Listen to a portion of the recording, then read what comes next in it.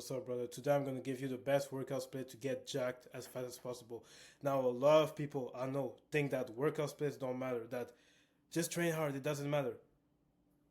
They're all small. Okay, and let me tell you why. Because there's a component that makes a good split. Number one, is it enjoyable? Number two, is it geared towards the results that you want? And number three, is it sustainable? Okay? Now, this split right here is the split that I've been using to get jacked as fast as possible. I've never switched this split. I'm just doing the 2.0 because I modified it and it's way better than the one I did for my first year of gym. After my first year, I switched to this version and I've seen double the growth. And I even give this split to all my friends. All my friends follow this split. I give a version of this split to my client and they enjoy it. Everybody likes this split and everybody see great gains with this splits. Now I'm going to tell you something. If you still think that splits don't matter, keep doing what you're doing. Because a lot of people, what they do is that they don't even have a clear split and they just spin their wheels between splits. They go there and there and there because they don't even understand how to make a good split. So today I'm just going to show you my split, the exercises that I use, the rep range that I use, how many days you got to go, how sustainable it is, and then you can test it for yourself, make the modification for yourself because again, it depends on you. But this is just a blueprint for you to actually explode at the gym. So listen carefully. The split is the antagonist split, okay? Also known as the Arnold split. Now, what I want you to do is it's going to be a 3 days on, 1 day off split that you just repeat. So on day 1, chest and back. Day 2, leg and cores. Day 3, shoulders and arm. Day 4, rest. And day 5, you're just going to repeat the cycle again. So on after the 4th day, you're going to go again to chest and back, leg and core, shoulders and arm. So during the week, you're going 5 to 6 times per week. If you want, you could take 2 rest days, depending on you. Again, it's personal, it's recovery, but me, that's the way I run it, okay? You want to go 2 to 3 sets to failure, okay? Maybe 1 rep in reserve, but I don't even do that, right? That's really depending on you. Me, I go 2 to 3 sets to failure. If you see that you can recover from it, do something differently, obviously. But that's, again, is what makes the beauty of the split, because as you progress, you get to learn more about yourself and how it works on you. Now, why do I do it like that? It's because antagonist split and any antagonist workouts create less fatigue in between the workouts. Okay, so what I want you to understand is when you guys are doing the regular push-pull leg that everybody does, that I hate because I did push-pull leg and I didn't like it. What happens is that you're going to start, you're going to do back. When you do back, you're going to pull, which involves your bicep. Then you're going to do another back exercise. Again, it's going to involve your bicep. And when you're going to come to the bicep workout, your biceps are going to be pre-fatigued from the workout that you did on your back. And for that reason, you're going to have less growth on your bicep. And what's going to happen is that you're going to get the Spider-Man build, the spider build, right? Spider build, they call it like that because these guys have big torsos and very small legs. Now, very small limbs. Now, when you're doing antagonist muscle group, it means that in the workout, you're doing a muscle that pushes and a muscle that pulls. And that way, you don't get the fatigue from both the muscles, right? So when I'm doing chest and back, I'm pulling like crazy. And when I get to the chest where I'm pushing, I'm not tired from it. I'm not tired from all the back workout at all because it doesn't affect the same muscles. And for that reason, both of them grows at the same rate. I don't like chest because I'm doing back, and I don't like tricep because I'm doing chest. And I don't like back because I'm doing bicep. You get what I'm saying? Now, that way too, you can prioritize the muscle who needs the more growth by starting the workout with them. Now, obviously, no matter what you do, the last exercises that you do, you're going to be more tired. You're going to be more fatigued. No matter if it's an antagonist or not an antagonist, you're going to be more fatigued. But what's cool with that split is that you can actually start the workout. Let's say your back is lacking, you start with back. Let's say your chest is lacking, you start with chest. That way, you're going to have more growth on the muscle that you can focus on the most at the start. Now, when you're doing the push-pull leg or any of these splits, you can't really start with your bicep. It wouldn't make sense to start with like something that is isolation before compounds, right? Because back is a bigger muscle. But when you're doing it that way, you can actually start your workout with the muscle you need the more growth on. Same thing for arms. If you want more tricep, you start with tricep.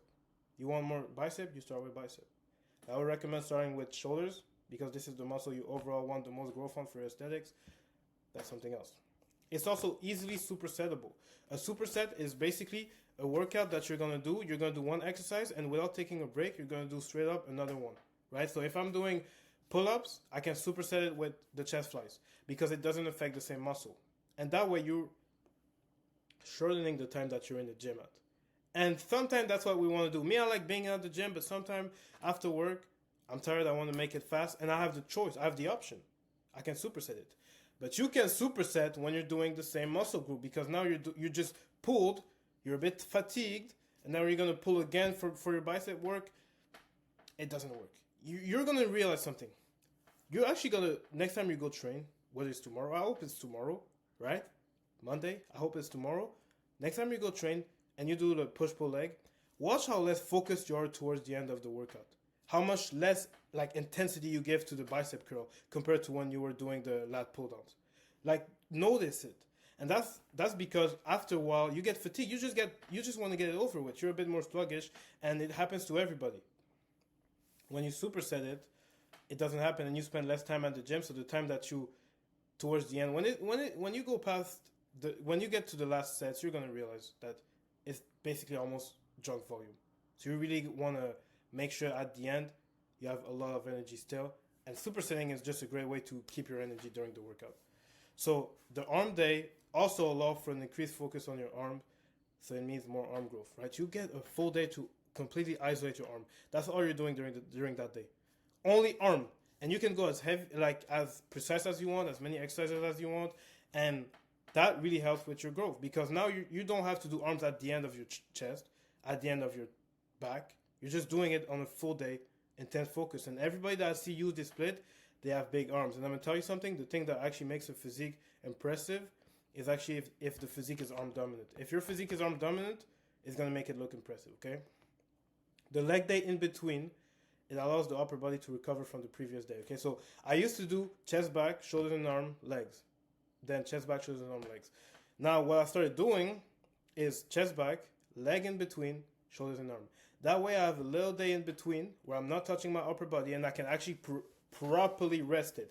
Because during back day, like I told you, it's gonna involve bicep. But now when you go the next day and do bicep again, you might be a little bit fatigued from yesterday if you had a really good back day.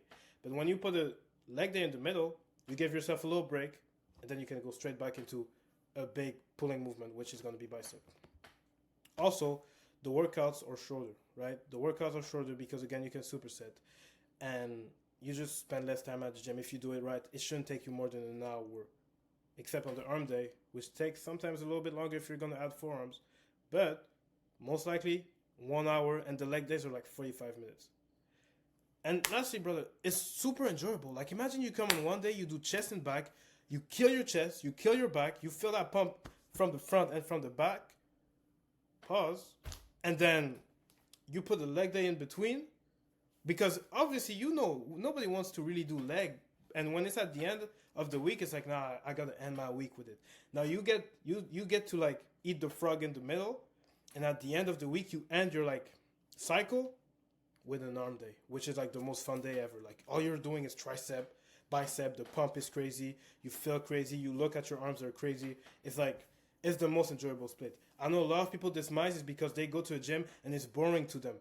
It's boring because the split is not good. When the split is good, I promise you'll enjoy it. You'll look forward to the workouts. And that's why I've never missed a day. Like I'm in the gym and I'm enjoying every single workouts. Now, this is how it's going to go. So, day one, you're going to do chest and back, like I said.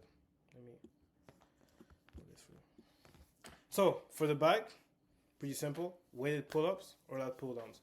Now, I'm a big fan of weighted pull-ups because I'm trying to keep my like athleticism and I'm trying to like being able to push my body, not just be a big meathead. And it's actually like, in my opinion, I have a better mind-muscle connection. Now, I'm going to tell you something. Most of these exercises is the one that I prefer. Now, you're going to have to find a variation of these exercises.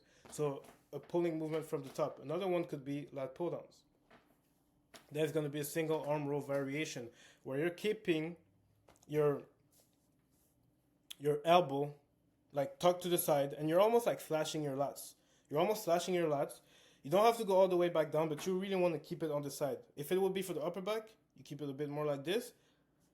For the lats, because that's what we're doing. 2 lats exercise, 1 upper back exercise. You slash your lats. Feel like you're slashing your lats. Give yourself a little bit of a turn, okay? So you're straight here with the machine. If you have the machine, is the best. One arm on the thing where you're holding it. One arm where you're pulling. And then keep it on the side and slash your lats. And turn a little bit like this. Not too much, just a little bit. You don't have to go all the way back.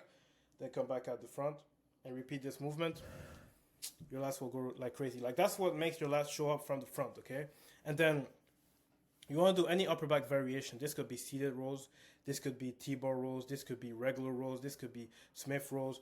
Have fun. Find the one that works for you, but just stick to it. You want to really stick to things, okay? Now, for upper back rows, it's the opposite of the other one. On the other one, the elbows are tucked in on the side. On these one, they're flared, okay? And when they're flared, you want to go all the way back and squeeze at the back. You want to like feel everything squeezing at the back. And then you go back. And all the way back, squeeze at the back, elbow flares. And then you want to do some face pulls for your real delts. Face pull is pretty simple. You take like these cords, pull it on your face. You're gonna have to incline yourself a lot, okay? Because the pressure of the whole thing is gonna make you incline. You push all the way back, you pull all the way back, and then you go back up, okay? This is gonna work your real delts, or you can do reverse cable flies. Again, it's what works for you. This is just a real delt exercise. Now, for chest, see how I'll start with back though? Because back used to be one of my weak points. And chest has always been a strong point for me. So I had to start with back. Now my back is getting crazy. And I might go back to doing pec first, okay? So for chest, you want to do pec deck, okay? The pec deck or any kind of fly. But you just want to start your workout with this. You want to start the workout, the chest day, with pec deck. I know it's counterintuitive. Everybody says start with the incline. Trust me, start with the pec deck.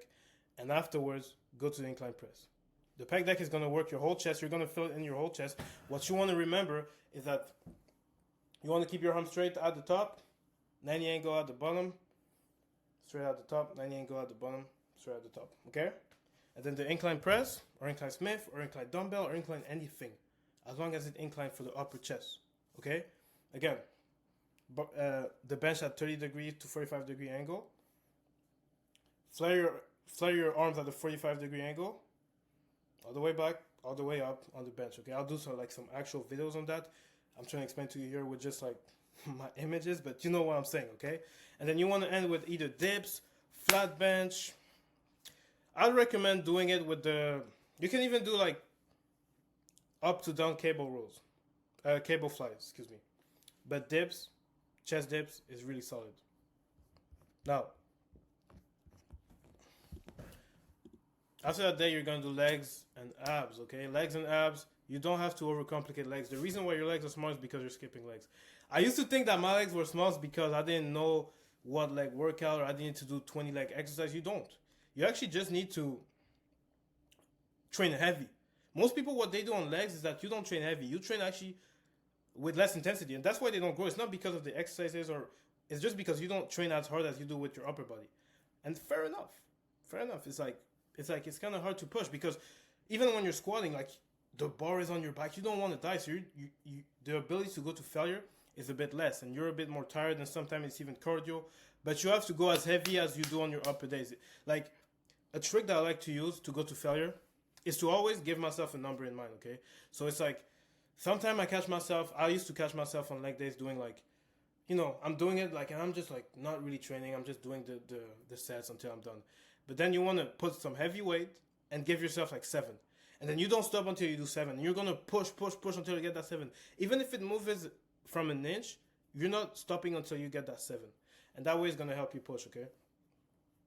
The squat variation is anything like from leg press, squat, Smith squat, hack squat, anything that is a squat variation, okay? You want to do this, and then you want to do leg extensions. I like to go light on leg extension and really squeeze and pause at the top and then go back down. I feel it more like that, and I give myself a number and I hold 3 seconds at the top. It helps personally. Like I told you, there's some exception with the 6 to 8 reps. With a lot of things, there's nuances, and that's what I like to do for leg extension. Then you want to do some RDLs for the hamstring. Pretty simple exercise to do, but it will grow your hamstring like crazy. Like if you do this, or even seated leg curls, lying leg curls, anything that will work your hamstring, but RDL is just the best. Calf raises, and I would actually start with calf raises if your calf is a weak point. Now I know it's like calves. It's like I want to skip it. I don't even feel it. It's like you have to do them because it's gonna become a problem. But sometimes it's also really genetics. But genetics, like even if it's genetics, train them to the max. See what the potential is because what we do a lot of the times that we say, I have bad arm genetics, and then you're not even gonna train your arms. You have bad bicep genetics. You're not gonna train your bicep as hard as you would train other muscles, and that's why it's not growing, not because of your genetics. So don't say that. Just train them as hard as every other muscle, like I said. And then what I want you to do for your abs, one exercise, leg raises. If right now you can't see your abs, it's because you're fat, bro. That's the reason. To be honest, it's because you're too much of a high body fat. Okay? Because a lot of exercises that we do, squat, they work your core. You have abs already. That's why you see these skinny guys that never train in their life. They have abs. That's because your abs are there. They're just like hidden behind a layer of fat. And you want to get rid of that fat and do leg raises to just work the six pack. That's all you need. If you do leg raises, you can even do them every single day if you really want your abs to pop. But if you want them to grow, like physically grow, it's like every other muscle, 2 times per week, and you increase the weight over time. Now, day 3, the most fun day, is shoulders and arm. Now, what you want to do for shoulders and arm, first thing you want to do is shoulders. Why? Because shoulders is the most important muscle for the V taper. As you saw too, I started with back because back again is the second most important muscle for the V taper. And I promise you, if you want a good physique, you want the V taper. Okay? So you want to start with the shoulders. You want to first work the front delt. The front delt is the part that we see from the front, and that really gives you like that superhero look. And that's just some seated dumbbell shoulder press, some military press, some Smith press. You can have fun with these exercises as long as it's something that is a shoulder press. Right now I'm doing the seated shoulder press. I used to do the military press. Both are good. You could do the Smith, you could do the machine, anything where you push, okay? And again, for this one, you want to be careful. Don't put the bench completely straight. Put it a little bit in an angle. Don't put your arms completely straight. Put them a little bit in an angle so that you avoid injuries and you can actually push. And you want to really focus on going heavy on this one, but as safe as possible, 6 to 8 reps. Go down and go back up, okay? Focus on going down and going back, like going as down as you can without feeling injured. Like I wish I could show you. I would make a video on that, but like you really want to go down on this one. Then you're going to do a lateral raise variation for the side delts, which is probably like if I had like 3 exercises at the gym, this one would be one of them. Anything like cable lateral raise, dumbbell lateral raise. Cable is better, but anything where you are lateral raising is going to work your shoulders. Side delts, which is the most important part of your shoulders, okay? And then lastly, tricep. So, triceps. So for tricep, I used to have bad elbow pain that stopped me from training tricep for my first year of gym. I don't know if you guys knew that. So for my first like 8 months of gym a year, my triceps were really bad. Like they were really bad. And then I figured out a way to stop the pain. And it's basically like you actually want to, first of all, warm up. I forgot to tell that at the start, but obviously you want to warm up. And then you want to do some tricep push down variation, which is like on the cable, you take a straight bar or a V bar. I like the straight bar better compared to the ropes.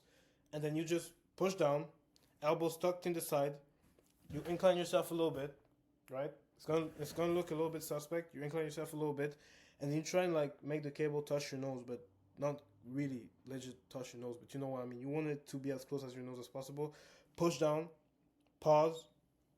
You don't need like when you're going back up. You don't need to go all the way back up. You can stop like at a 90-degree angle and then go back down. Okay, and this is not only gonna warm up your elbows for the overhead tricep extension or the skull crushers or the dips, but it's also gonna work your lateral head, which is very important for your tricep to look big from the front. Okay, now next thing you want to do is any overhead tricep extension. Okay, because the long head is connected to here and here.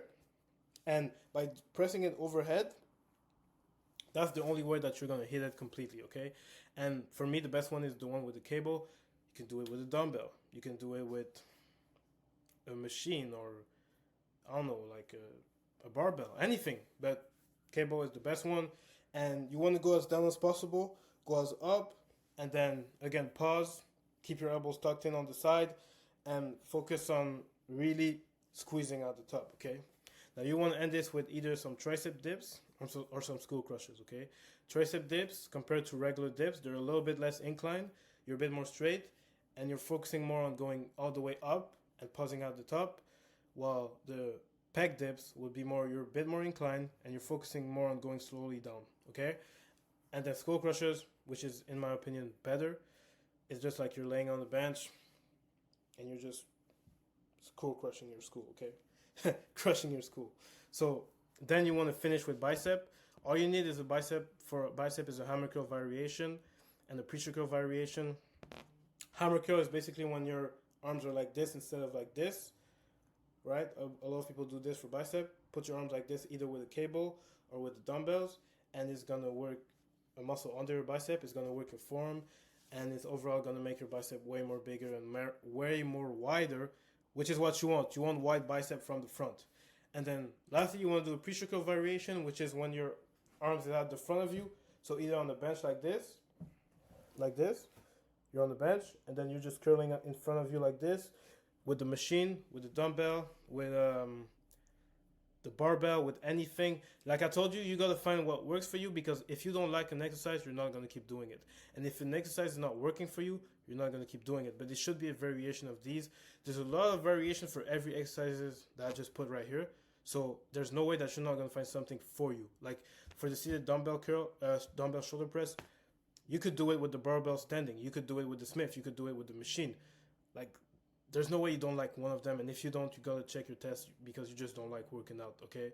And yeah, try this workout out. If you're lost, if you're a beginner, if you don't know what to do, please don't do the bro split. Please don't do none of these bullshit split. And it will help you grow like crazy. Yeah, so that was it. If you want more videos like these, where I give my split or stuff like that, give me a like. And yeah, see you guys in the next one.